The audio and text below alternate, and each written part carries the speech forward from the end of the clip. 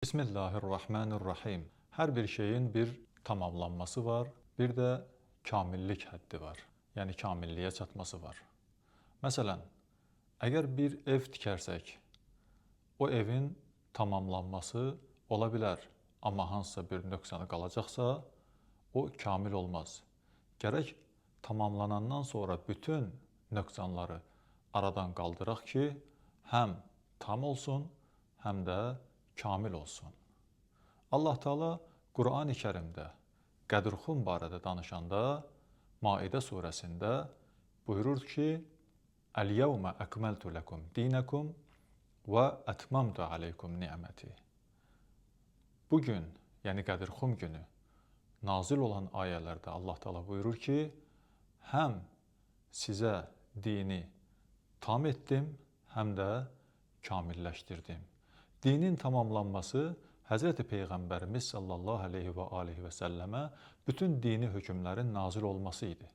Artıq Qədirxuma qədər bütün şəri məsələlər, dini hökmlər nazil olmuşdu.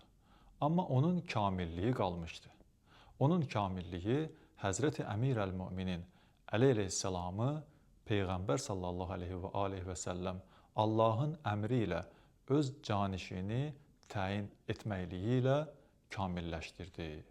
O baxımdan Qədirxum bayramı, Qədirxum günü, Qədirxum hadisəsi dinin bütün hökmlərinin nazil olmasından sonra, tamamlanmasından sonra kamillik həddidir. Əgər Həzrəti Əli əleyhissalam kimi bir şəxsiyyət Peyğəmbər sallallahu aleyhi və alihi və səlləmdən sonra canişin təyin olunmasaydı, o zaman din kamil şəkildə olmazdı.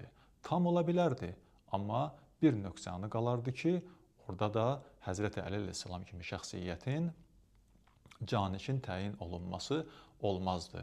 O baxımdan Qədirxum bayramı dinin kamilləşməsi və həm də dinin tamamlanması deməkdir.